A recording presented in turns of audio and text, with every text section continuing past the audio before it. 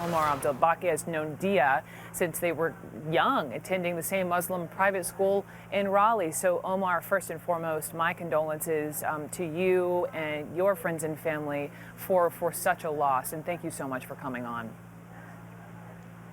Thank you. Obviously, I want to ask you all about Dia, but that's the first time any of us have heard from the suspect's wife. She was offering her condolences to these families and also obviously standing by her husband, saying he was an open-minded man, which is in direct contrast from what I heard from the father of the two young women who say there have been multiple instances in the past and he believes this was a hate crime. Did Dia ever mention anything to you about this individual? No, I really hadn't heard about him. Don't know anything about him.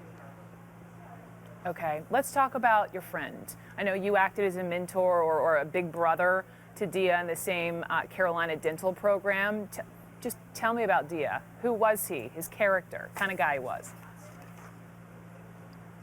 Dia's the sweetest, nicest, most generous, and most selfless person I've ever met, and I think it's a general sentiment around everyone that's ever known him, whether it be in our Muslim community or in our dental community. He's just always so giving.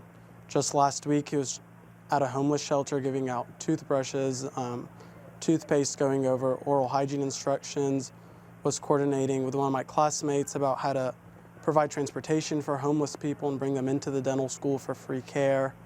He was also working very hard on providing dental care over the summer to Syrian refugees in Turkey, and had been working tirelessly on that, had spent breaks fundraising, had met with people, emailed people, and worked very hard fundraising.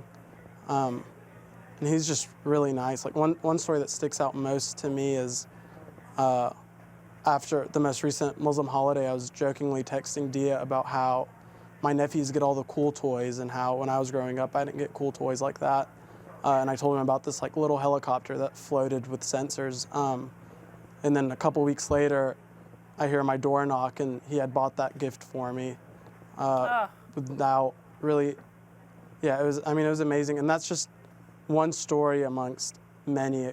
We just had a little memorial service at the dental school, and I mean, it was just story after story after story that were so similar to that. He was just so giving and so kind and so selfless and just such a pacifist.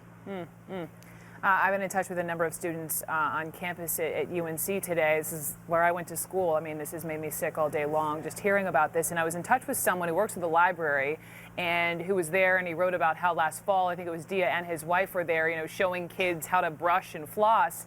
And he said to me, Brooke, you know, beyond how wonderful he was with my young daughter, he said, I just noticed how in love he was with his wife. Yeah, I know. So his wife, Yusr, had recently been accepted to start dental school in Chapel Hill in August as part of the class of 2019. And I know just leading up to it, he was so nervous about her getting into a different dental school or them having to work through like a long distance relationship. And I just remember the day he found out that she got into dental school, he was just through the roof excited, was so excited to have or to know that she'd be with him in the dental school, there with him, same building, every day. I was also at their wedding in December. They recently got married in December, and they were both just smiling from ear to ear. You could really, the love was palpable, and just Dia's love for everyone and everything was so, you could feel it, and it was amazing.